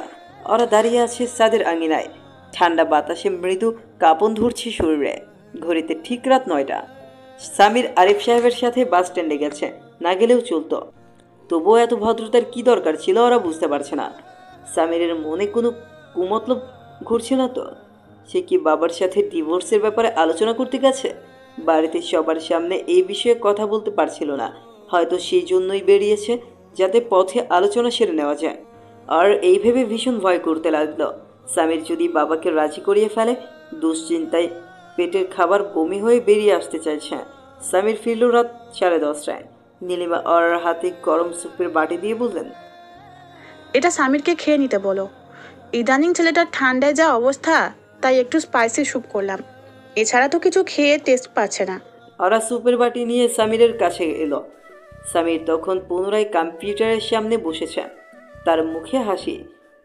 চুনি থাকার সময় যে হাসিটা সর্বক্ষণ ঠোঁটে আটকে ছিল, ঠিক সেই হাসি। ওরার খটকা লাগলো, সে কি এখন চুন্নির সাথে চ্যাটিংয়ে বসেছে নাকি? ব্যাপারটা বোঝার জন্য ওরা কম্পিউটারের স্ক্রিন দেখার চেষ্টা করলো, কিন্তু এমনভাবে দেখতে হবে যেন সামির টের না পায়। সে অনেকটা দূরে গিয়ে আর চোখে তাকালো, কিন্তু দেখা যাচ্ছে না। সে আরেকটু কাছে এলো। সামির বলল, মোচড়ামুচড়ি করছো কেন এভাবে? আমার কম্পিউটারে দেখার মতো কিছু নেই। চোরের মতো ধরা পড়ায় ওরা আচমকা কেঁপে উঠল। আর একটু হলেই হাত থেকে স্যুপের বাটিটা পড়ে যেতে নিচ্ছিল। সে লজ্জিত গলায় বলল, আমি কিছু দেখছিলাম না, এটাই দিতে এসেছিলাম। আম্মু পাঠিয়েছিলেন আপনার জন্য। রেখে যাও। ওরা বাটিটা রাখলো, কিন্তু বুঝতে পারলো না এবার তার কি করা উচিত। সে কি চলে যাবে? সামির তো তার দিকে তাকাচ্ছেও না। ওরা ইতস্তত বোধ করতে লাগলো। একটা মানুষ এইভাবে ইগনোর করলে সহ্য করা যায় না। তার ভাব দেখে মনে হচ্ছে ওরা কোনো মানুষই না, সে জড় পদার্থ। তার সাথে কথা তো বলা যায় না, এমনকি তাকানোও নিষেধ। আচ্ছা, সামির কি বাবার সাথে ডিভোর্সের ব্যাপারে কথা বলেছে? আজ না হয় কাল হয়তো বলবে। এর আগেই ওর কিছু করা দরকার। সে যেতে নিয়ে আবার ফিরে এসে বলল, আমি সরি। সামির কোনো জবাব দিল না। ওরা মাথা নিচু করে চোখের জল মুছল। ভেজা গলায় বলল, আমি জানি আমি খুব অন্যায় করেছি, আপনাদের বোঝার একটুও চেষ্টা করিনি। আপনি যদি আমাকে মাফ না করেন তাহলে আজকে সারা রাত আমি এইখানে এইভাবেই দাঁড়িয়ে থাকবো। সামির ছোট্ট নিঃশ্বাস ফেলল। ওরা চুপচাপ তাকিয়ে আছে নিচের দিকে। তার চোখ থেকে টপ টপ করে বাহির হচ্ছে অশ্রু। সে চোখ মুছছে না, মাথা নত করে দাঁড়িয়ে আছে। সামির হঠাৎ উঠে বের হয়ে গেল রুম থেকে। ওরা নিদারুণ ভাবে আহত হলো। বড্ড নিষ্ঠুর তো এই লোক। চোখের জল মুছে সুফের বাটিটা তুলে নিতে গিয়ে দেখলো কম্পিউটারের স্ক্রিনে বড় করে লেখা কাট। লেখাটা দেখেই ওরা ঠোঁটে অজান্তেই হাসি চলে এলো। সারা বাড়ি খুঁজেও ওরাকে পাওয়া যাচ্ছে না। এত রাতে মেয়েটা যাবে কই? নীলিমাকে জিজ্ঞেস করতেই তিনি বললেন, কে? তোর কাজিন? মনে হয় ছাদে আছে। সামির হতাশার নিঃশ্বাস ছাড়ল। ওরা ভালোই সমস্যায় ফেলেছে তাকে। মা এখন কথায় কথায় বিষয়টি নিয়ে খোঁচা মারতে ছাড়েন না। ছাদে যেতেই ওরাকে পাওয়া গেল। কার্নিশ ঘেঁষে দাঁড়িয়ে আছে ওরা। ঠান্ডা বাতাসে তার চুলগুলো উড়ছে। শাড়ির আঁচল সঠিক জায়গা থেকে সরে গেছে। অন্ধকারেও ঝিলিক দিয়ে উঠেছে মসৃণ ত্বক। সামির দ্রুত নজর ঘুরিয়ে নিল। এই মেয়ের জন্য শাড়ি নিষিদ্ধ করা উচিত। যে জিনিস সামলাতে পারে না সেই জিনিস পরে কেন? সামির না এসে যদি ছাদে অন্য কেউ আসতো, অন্য ফ্ল্যাটের মানুষ, তখন কি হতো? সামির ভাবল ওরাকে একটা শিক্ষা দেওয়া উচিত। শব্দহীন গতিতে ওরার পেছনে এসে দাঁড়ালো সে। ওরা মনোযোগ দিয়ে রাতের ব্যস্ত শহর দেখছে। আনমনে ভাবছে অনেক কিছু। আচমকা পেটের কাছে বিষাক্ত ব্যথা অনুভব হতেই চেঁচিয়ে উঠল। মনে হলো যেন একটা পোকা বিষদাঁত বিধিয়ে দিয়েছে কোমরে। ওরা পেছনে তাকিয়ে সামিরকে দেখে আরও এক দফা চমকালো। যে জায়গায় সামির চিমটি কেটেছে সেই জায়গা হাত দিয়ে ডলতে ডলতে আশ্চর্য গলায় বলল, এটা কি করলেন? সামির কিরমির করে বলল, এইভাবে কন্টিনিউয়াসলি আমাকে বিরক্ত করে গেলে আরও করব এমন। আমি আপনাকে বিরক্ত করলাম কখন? গোপনে দীর্ঘশ্বাস ছাড়ল সামির। ওরা যে তাকে কি পরিমাণ বিরক্ত করছে সেটা বেচারে নিজেও হয়তো জানে না। ওরা অভিমান করে বলল, সরি, যদি জানতাম আমি এলে আপনি বিরক্ত হবেন তাহলে আসতামই না। সামির একটা ধাক্কার মতো খেলো। বুকের বাপাস চিনচিন করে উঠল। আর অভিমানী দৃষ্টি তাকে খুনও করে ফেলে। এভাবে সে গাল ফুলালে ভীষণ কিউট লাগে। নিষিদ্ধ ইচ্ছারা বাঁধন ছাড়া হতে চায়। ইচ্ছে করে তাকে কাছে টেনে গাল দুটো টিপে দিতে, তার লজ্জা মাখা মুখে ঠোঁট ছোঁয়াতে। কিন্তু এত দ্রুত বাঁধন ছাড়া হলে তো চলবে না। একবার বাঁধন ছাড়া হতে গিয়েই তো বাঁধন ছিঁড়ে যাওয়ার উপক্রম হলো। তাই এইবার স্বামীর নিজের মনের অনুভূতিদের কড়া শাসনে রেখেছে, কিছুতেই বলবে না সে এইবার। ওরা যতই উত্তাপ দেখাক না কেন, হঠাৎ ডিভোর্সের ব্যাপারটা মনে পড়তেই ওরা অসহায় মুখে প্রশ্ন করলো, আচ্ছা, আপনি কি আজকে বাবাকে কিছু বলেছেন কোন বিষয়ে? আমাদের ডিভোর্সের বিষয়ে? না, কিন্তু তুমি চাইলে বলবো। হাফ ছেড়ে শান্ত হলো ওরা। পরক্ষণেই মিনমিনে স্বরে বলল, আমি চাই না, কোনো ডিভোর্স চাই না। স্বামীর চায় ওরা তাকে ডিভোর্স না দেওয়ার জন্য অনুরোধ করুক, কিন্তু ওরা হলো বুক ফেটে গেলেও মুখ ফাটবে না ওরকম ধরনের মেয়ে। কিছুতেই সে স্বামীরের কাছে অনুরোধ করতে পারবে না। তাই স্বামীরও নিজের সিদ্ধান্ত অটল, যতক্ষণ না ওরা তার অটলতা ভাঙছে। বেশ কিছুক্ষণ নিস্তব্ধতা বয়ে গেল। একটু পর স্বামীর বলল, নিচে চলো। কেন এখানে দাঁড়িয়ে থাকতে আপনার ভালো লাগছে না? এখানে দাঁড়িয়ে থাকতে ভালো লাগবে কেন? ভালো লাগার মতো কি কিছু হয়েছে? আর চেহারা লালচে আভায় ভরে উঠল। আড়ষ্ট গলায় বলল, তাহলে কি হলে আপনার ভালো লাগবে? স্বামীর তার পকেটে হাত গুজে একটু আয়েশ করে দাঁড়ালো। আকাশের দিকে চেয়ে ভাবলেশহীন হয়ে বলল, জানি না, যদি কোনো সুন্দরী মেয়ে পাশে থাকতো তাহলে বলতে পারতাম। আর মুখটা চুপসে গেল মুহূর্তে। চোখ দুটো ছোট করে বলল, আপনি কি আমাকে অসুন্দরী বললেন? স্বামীর হেসে ফেলল। ঠিক তা নয়, তুমি সুন্দরী কিন্তু খুব ন্যাকা। ন্যাকা? কি ন্যাকামি করেছি আমি? এই যে মাত্র রেগে উঠলে, এটাও একটা ন্যাকামি। ব্যক্তিত্বপূর্ণ মানুষ ঠুনকো বিষয় নিয়ে হুটহাট রেগে ওঠে না। আর চোখ টলমলে হয়ে এলো। মনের গহিনে যেন কেউ আগুন জ্বালিয়ে দিল। সত্যিই কি স্বামীর তার সম্পর্কে এমন ধারণা করে? সে যদি ব্যক্তিত্বহীন হয় তাহলে ব্যক্তিত্বপূর্ণ কে? ওই তন্নি নামে চুন্নি? ওরা ভেতরে তেতে উঠলেও সেটা প্রকাশ করলো না। অন্যদিকে তাকিয়ে কিছু একটা বলবে ঠিক করলো, কিন্তু এর আগেই স্বামীরের ফোন এলো। সে মোবাইল নিয়ে ছাদের অন্য পাশে চলে গেল। এদিকে ওরার শরীরে কম্পন থামছে না। তার মনে হচ্ছে আটতলা ভবনের ছাদ থেকে লাফ দিয়ে এই মুহূর্তে প্রাণ বিসর্জন দিতে, কিন্তু তাতে তো কোনো লাভ হবে না। একটু পর স্বামীর এসে বলল, নিচে চলো, রাত অনেক হয়েছে। আমি যাব না, এখানেই দাঁড়িয়ে থাকবো। যেতে হলে আপনি যান। স্বামীর কিছুক্ষণ এক দৃষ্টিতে তাকিয়ে থেকে বলল, এখানে দাঁড়িয়ে থাকলে তোমার ঠান্ডা লাগবে। আর উদাসীন কণ্ঠে বলল, লাগুক। হঠাৎ ওরার এই উদাসীনতাকে তুমুল বিস্ময়ে পাল্টে দিয়ে স্বামীর আচমকা তাকে পাজা কোলায় নিয়ে ছাদ থেকে বেরিয়ে যেতে লাগলো। তার চেহারা অভিব্যক্তিহীন। এদিকে বিস্ময়ে ওরার চোখ কটুরাগত হয়ে আসতে চাইছে। আশ্চর্য কণ্ঠে চাপা আর্তনাদ করল, কেউ যদি দেখে? দেখলে দেখবে, আমার তো কোনো সমস্যা নেই। এটা হচ্ছে আমার কথা না শোনার শাস্তি। কথা না শুনলেই আপনি এমন করবেন? প্রয়োজন হলে করব। স্বামীর কণ্ঠ নির্বিকার। ওরা ফিসফিস করে বলল, তাহলে এখন থেকে আমি আপনার কথা কখনো শুনবো না। কথা বলে ফেলার পর সে লজ্জা পেয়ে মুখ লুকালো। স্বামীর হৃদস্পন্দনের গতি তখন তুমুলে। মনে মনে ভাবল, কথা না বলা মেয়েটা এমন ঠোঁটকাটা হয়ে যাচ্ছে কিভাবে? মাত্র একটা চিঠির এত জোর? এমন করে চলতে থাকলে স্বামীর প্রতিজ্ঞা ভাঙতে বেশি সময় লাগবে না। দরজার সামনে এসে স্বামীর ভেবেছিল ওরাকে কোল থেকে নামিয়ে দিবে, কিন্তু ড্রয়িং রুমে দেখা গেল কেউ নেই। তাই একদম বেডরুম পর্যন্তই নিয়ে এলো। ওরা শুধু ফেল দৃষ্টিতে তাকিয়ে রইল। স্বামীরকে এত কাছ থেকে দেখতে খুব ভালো লাগছিল তার। শক্ত চোয়াল বিশিষ্ট গম্ভীর চেহারা। এই চশমাওয়ালা মানুষটি যে আসলে খুব মিষ্টি, এটা সে আসলে লক্ষ্য করেনি। স্বামীরকে মনোযোগ দিয়ে দেখার সময় ওরা ঠোঁটে লেগেছিল লাজুক হাসি। ওরাকে বিছানায় এনে রাখতেই স্বামীর দেখল তার টি শার্টের কলার চেপে ধরে আছে ওরা। তার ঠোঁট দুটো কাঁপছে অনবরত, চোখ বন্ধ হয়ে গেছে। স্বামীর গাঢ় দৃষ্টিতে তাকালো সেই ঠোঁটের দিকে। মসৃণ ওই ঠোঁট জোড়ার কম্পন থামাতেই আলতো করে চেপে ধরল। চুম্বনের তুমুল ঝড়ে তোলপার হয়ে গেল ওরার ভেতরটা। বাঁচতে লাগলো উপশিরায় শিরায়। বন্ধ চোখ দুটো খুলে গেল অনায়াসে। তারপর হুট করেই আগ্রাসী কাটার মতো সেদিনের অপ্রীতিকর স্মৃতিগুলো মাথাচাড়া দিয়ে উঠতেই থেমে গেল স্বামীর। কয়েক মুহূর্ত ভ্রু কুচকে চেয়ে থেকে উঠে দাঁড়ালো। ওরা অবাক স্বরে প্রশ্ন করে ফেলল, কোথায় যাচ্ছেন? স্বামীর এক পলক তাকালো, আধো স্বরে বলল, গেস্ট রুমে, আমার কিছু কাজ আছে, তুমি ঘুমাও, গুড নাইট। আর হত বিহব্বল দৃষ্টিকে উপেক্ষা করে বের হয়ে গেল স্বামীর। সেদিকে নিশ্চুপ তাকিয়ে থেকে ওরা একটা দীর্ঘশ্বাস ত্যাগ করলো। তার মন চাইছে এখনই দৌড়ে গিয়ে সামিরকে জড়িয়ে ধরতে, কিন্তু সে এই কাজ কিছুতেই করতে পারবে না। কাজটি করার জন্য যতটুকু সাহসের প্রয়োজন ততটুকু সাহস তার এখনো হয়ে ওঠেনি। ভেবে হতাশ লাগলো ভীষণ। কেন এত ভীতু সে? কেন তার এত লজ্জা?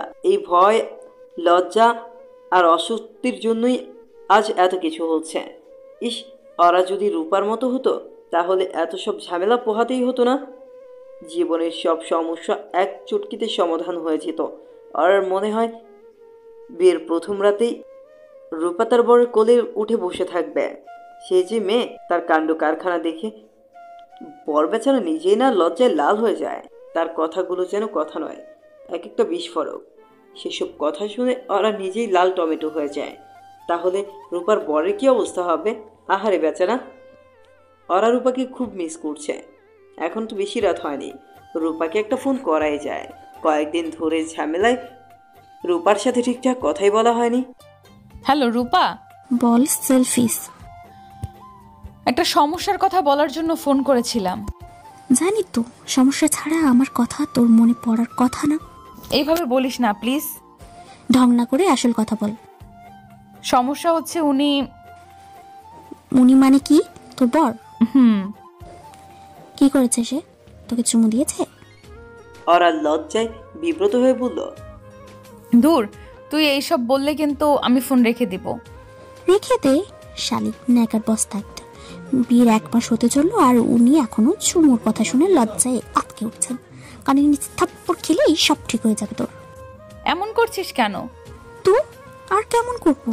আসল সমস্যা কোথায় সেটা বল। ওরা প্রথম দিন থেকে শুরু করে সব বলে নিল। তারপর প্রশ্ন করল, উনি আমাকে ঘরে একা ছেড়ে গেস্ট রুমে চলে গেছেন। মনে হয় সেই দিনের ঘটনাটা এখনো ভুলতে পারেনি। আমি নিজেও তো ভুলতে পারছি না। এখন আমার কি করা উচিত? মাত্র একটা থাপ্পড়ই তার এত রাগ? এদিকে সায়ানকে আমি কথায় কথায় থাপ্পড় মারি। সবাই তো আর সায়ান ভাইয়া না। ওই রাগী অ্যাটিটিউডওয়ালার গায়ে হাত তুলে যে আমি বিরাট পাপ করে ফেলেছি তা আমি এখন বুঝতে পারছি। তুই কি তনিকে নিয়ে ভয় পাচ্ছিস? ভাবছিস তোর উপর রাগ করে উনি অন্য কোথাও ঝুঁকে যায় কিনা? রূপা যেন ওর মনের কথাই বুঝে ফেলল। হ্যাঁ, ঠিক বলেছিস। যদিও তোর ভয়টা অমূলক, তবু বলছি তুই এক কাজ করতে পারিস। ওই ইউনিভার্সিটিতে ভর্তি হয়ে যা। সবসময় বরকে নজরদারিতে রাখতে পারবি। এত ইনসিকিউরিটি নিয়েও থাকতে হবে না। ভালো আইডিয়া, কিন্তু আমি কিভাবে ওইখানে ভর্তি হব? বললেই কি ভর্তি হওয়া যায় নাকি? সেকেন্ড টাইমের অপশন নিশ্চয়ই আছে। আর কিছুদিন পরেই তো অ্যাডমিশন শুরু হবে। মনোযোগ দিয়ে পড়াশোনা কর, পেরে যাবি। তুই তো স্টুডেন্ট ভালো। ওরা গুগল ঘেটে ভার্সিটির ভর্তি সার্কুলারটা বের করলো। এখনও ভর্তির সুযোগ আছে। বর্তমানে ওরা চট্টগ্রামের একটা প্রাইভেট ইনস্টিটিউটে পড়ছে। ঢাকায় আসার সুবাদে তাকে এমনিতেও ভার্সিটি চেঞ্জ করতে হতো। সে ভাবুক স্বরে বলল, কিন্তু সময় তো অনেক কম, মাত্র 2 মাস। আমি কি পারবো? নিশ্চয়ই পারবি, চেষ্টা কর। কিন্তু যদি আমি ওই ভার্সিটিতে যাই তাহলে তন্নি হবে আমার সিনিয়র। যদি র্যাক দেয়? লেকচারারের বউ হয়ে র্যাককে ভয় পাচ্ছিস? গাধি কোথাকার। ও বাবা, এইটা তো আমি চিন্তাই করিনি। ওই ভার্সিটিতে ভর্তি হলে উনি আবার আমার টিচার হয়ে যাবেন। যতটা জড়তা কেটেছে তা আবার নতুন করে ফিরে আসুক আমি চাই না। রূপা একটু ভেবে বলল, সামির ভাইয়ের সাবজেক্ট ফিজিক্স না? তুই বায়োলজি রিলেটেড কোনো সাবজেক্ট নেওয়ার চেষ্টা কর, তাহলে ওনার ক্লাস করতে হবে না আর কোনো সমস্যাও হবে না। সিম্পল। এটাও গুড আইডিয়া। রূপা হেসে বলল, এবার তো তেরাবরকে কিভাবে সোজা করতে হবে তার একটা উপদেশ দিচ্ছি, শোন। সকাল বিকাল এক্সপোজ করতে থাক। এক্সপোজ মানে? সেটা আবার কি? আরে এক্সপোজ মানে সিডিউস করা আর কি। তুই এমন এমন পোশাক পরবি যেন বিশেষ অঙ্গ প্রত্যঙ্গ দেখা যায়। গলা বড় এমন জামা পরবি যাতে ক্লিভেজ দেখা যায়। এক্ষেত্রে নাইটি বেস্ট। তোকে তো রেড কালার সেই হট লাগে। শাড়ি পরলে পিঠের কাছ থেকে আঁচল সরিয়ে রাখবি যাতে ওই দেখা যায় আর কি। আর কান গরম হয়ে উঠল। ঝাঁঝালো স্বরে বলল, ছি, আমি এসব করতে পারবো না। তোর কাছে সভ্য কোনো উপায় থাকলে বল। এটা কি অসভ্য উপায়? অবশ্যই। তাহলে তুই মর, আমাকে আর ফোন দিবি না। ফট করে লাইন কেটে দিল রূপা। আশ্চর্য দৃষ্টিতে ফোনের দিকে তাকিয়ে থেকে মেজাজটা গিলে নিল ওরা। তার আগেই বোঝা উচিত ছিল রূপাকে ফোন করলে সে এসবই বলবে। এই মেয়ের মাথায় সব অসভ্য চিন্তা। ওর কথা শুনে এসব করলে তো সামির তাকে বেহায়া ভাববে। ছি ছি। তবে রূপার প্রথম বুদ্ধিটা খুব ভালো, আর এখন থেকে পড়াশোনা শুরু করা উচিত।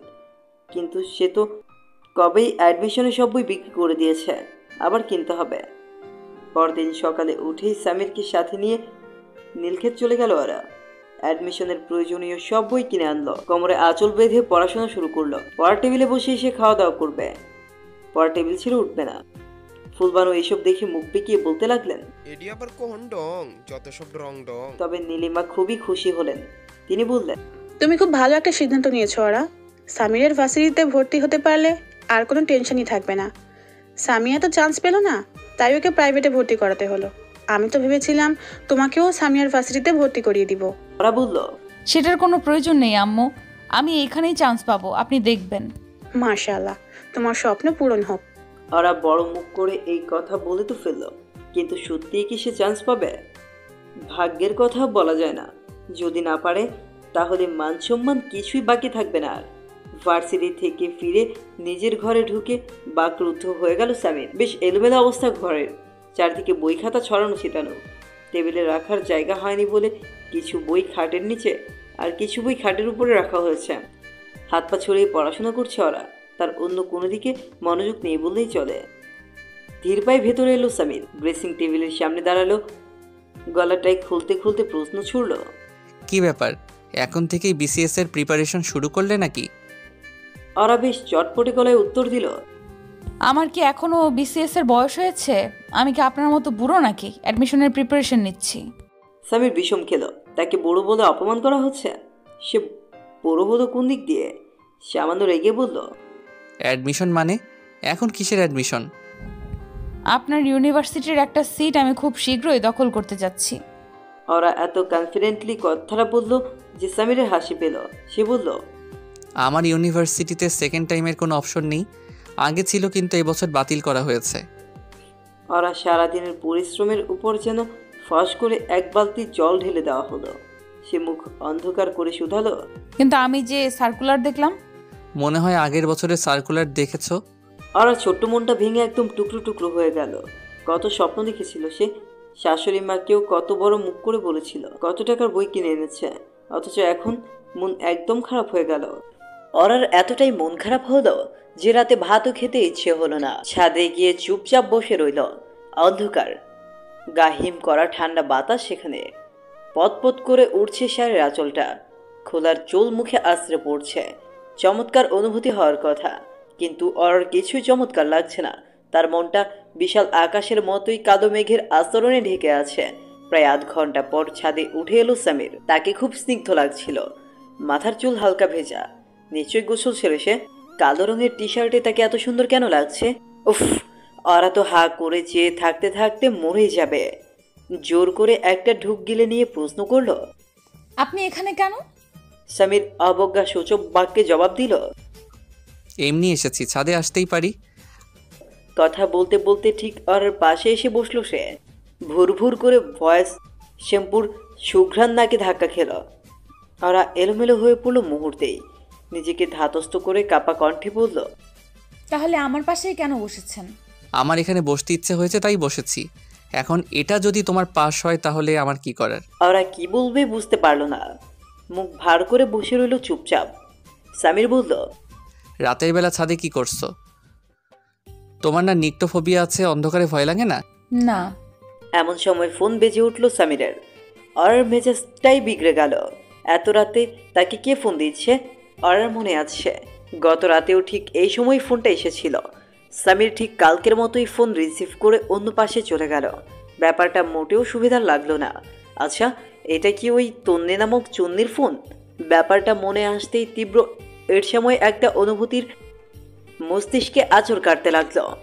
সেই আঁচড়ের গভীরতা পৌঁছে গেল হৃদয় পর্যন্ত। সামির যখন ফোনে কথা বলা শেষ করে আবার ওর পাশে এসে বসেছে, তখন অরার চোখের কোণ জলে পরিপূর্ণ। সে অন্যদিকে মুখ ঘুরিয়ে আছে যাতে সামির দেখতে না পায়। ঠিক আগের দিনের মতো করেই সামির লম্বা শ্বাস টেনে বলল, এখানেই কি বসে থাকবে, ঘরে যাবে না? অরা তার অভিমানী কণ্ঠস্বরে প্রশ্ন করল, কার ফোন ছিল? সামির একটু অবাক হয়ে লক্ষ্য করলো অরার কণ্ঠটা অধিকারপূর্ণ, হালকা শাসনের সুর, মৃদু অভিমানী সিক্ত। সে নিজের মনেই হাসল, অরাকে বিস্মিত করে দিয়ে বলল, নিজেই দেখে নাও। অরা অদ্ভুত দৃষ্টিতে তাকালো। আশ্চর্য হয়ে দেখল সামির তার ফোনটা অরার দিকে বাড়িয়ে দিয়েছে। অরা একবার ফোনের দিকে চেয়ে আবার সামিরের দিকে চাইল। সামিরের ঠোঁটে প্রশ্রয়ের ছাপ, চোখের ইশারায় ফোনটি নিতে বদল। অরা নিঃসংকোচে সামিরের মোবাইল হাতে নিল। তীব্র অধিকার বোধ নিয়ে একে একে চেক করলো তার call list, message list, Facebook, WhatsApp সব কিছু। সামির কেবল চুপচাপ বসেছিল, সহাস্যে দেখছিল অরার কাণ্ড। ঠোঁটে লেগেছিল চাপা হাসি।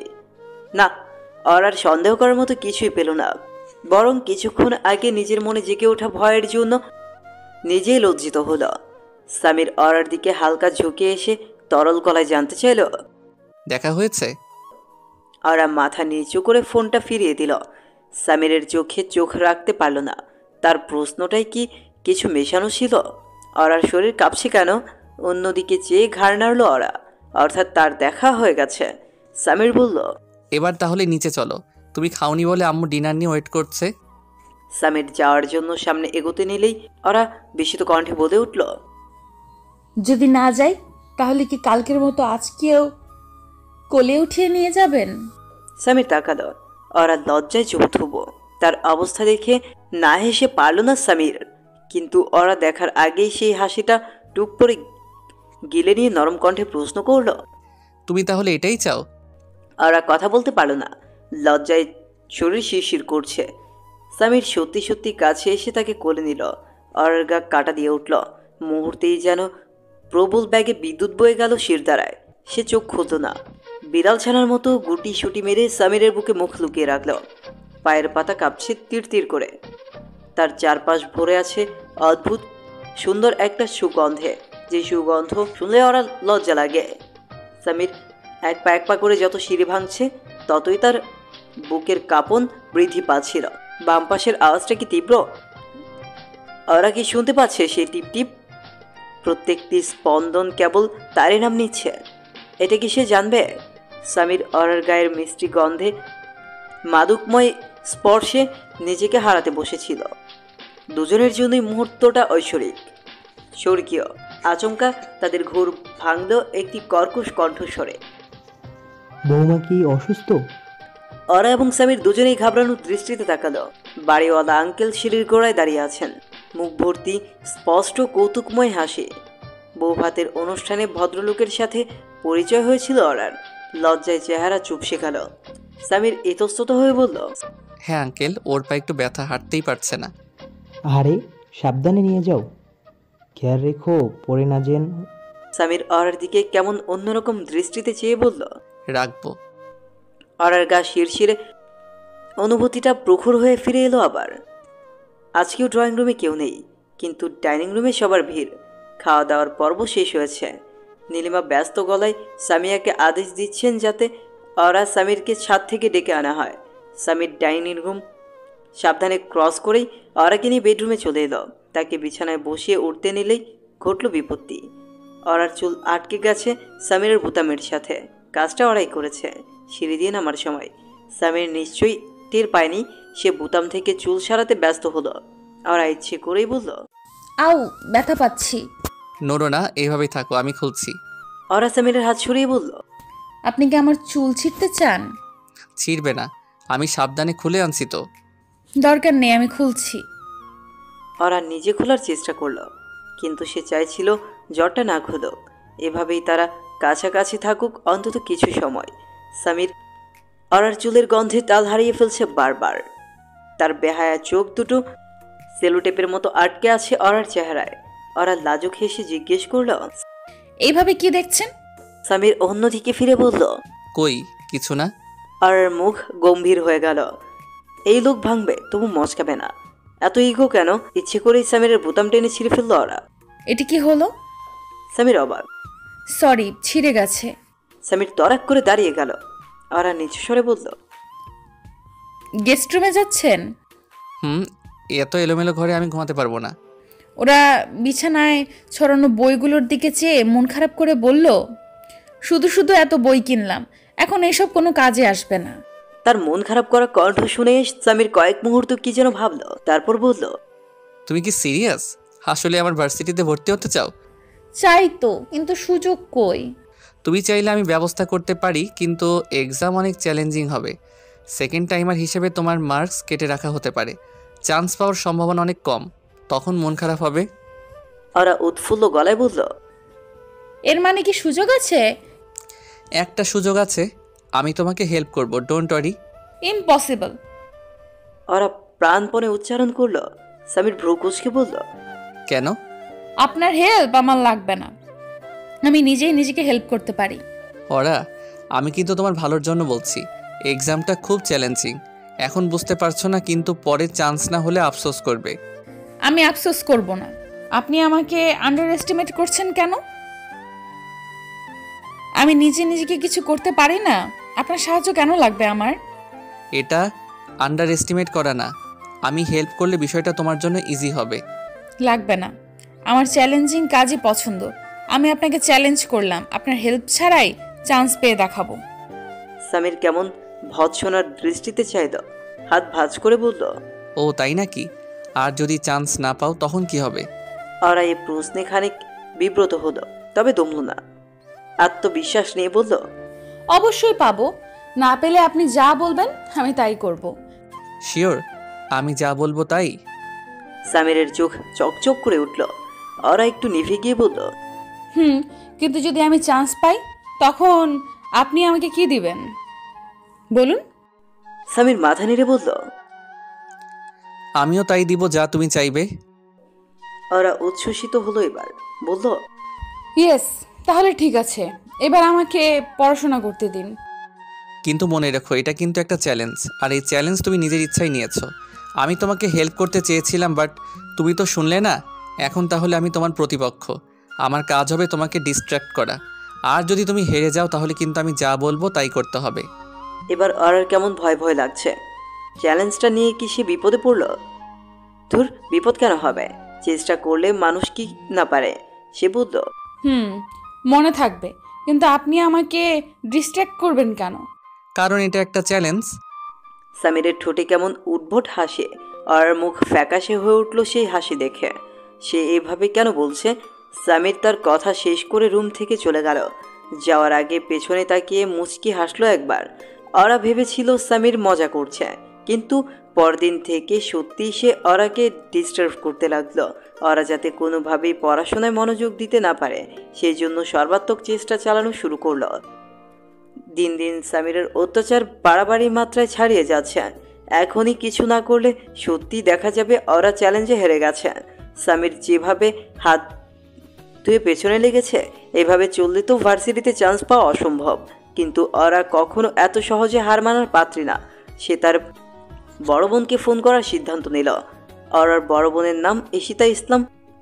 তারা 6 বছর আগে তার বিয়ে হয়েছিল। সে এখন হাজব্যান্ডের সাথে ডেনমার্ক থাকে। আর মতে পৃথিবীর শ্রেষ্ঠ বুদ্ধিমতী মহিলা হলো তার আপা। সে নিশ্চয়ই তাকে ভালো কোনো পরামর্শ দিতে পারবে। এ বিষয়ে তার কাছে সব সমস্যার সমাধান হবে। কিন্তু ওরা রূপাকে যেভাবে নিঃসংকোচে সব বলতে পারে, বড় আপাকে তো আর সেভাবে বলতে পারবে না। তার সাথে কথা বলতে হবে হিসেব করে। 7-5 ভাবতে ভাবতে তারাকে ফোন করেই ফেললো ওরা।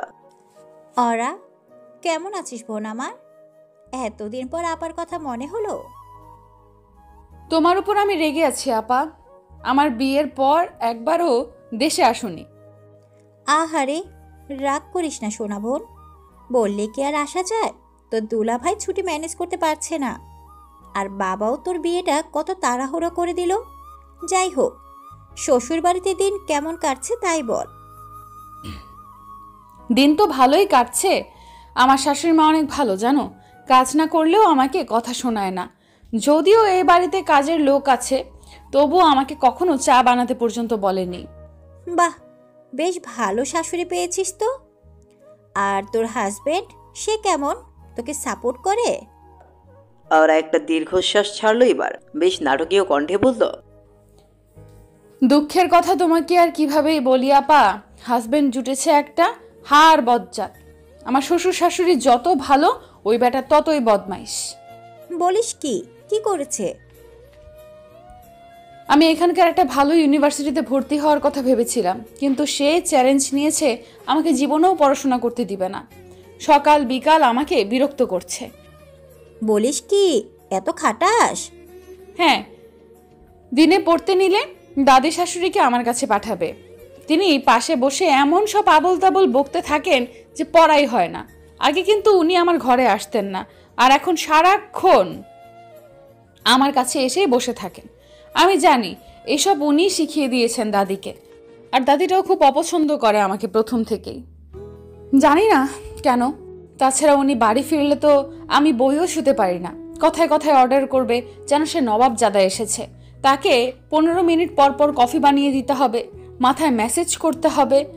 আর এসব না করলে উনি শাশুড়ির কাছে আমার নামে বিচার দিবে, ভয় দেখায়। কি নিয়ে বিচার দিবে? তুই কি করেছিস?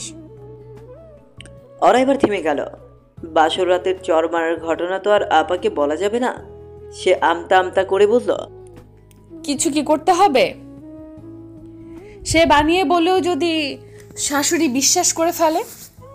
আমি আম্মুর চোখে কালার হতে চাই না। তোর শাশুড়ি আম্মু না খুব ভালো? তাহলে কেন বিশ্বাস করবে তার ইবলিশ ছেলের কথা? তুই একদম ভয় পাবি না। ওরা সে তোকে থ্রেট করছে, তো তুইও থ্রেট করবি। আমি কিভাবে থ্রেট করব? তার কোনো উইক পয়েন্ট কি তোর জানা নেই? ওরা হতাশ কণ্ঠে বলল, নেই তো। তারা বলল,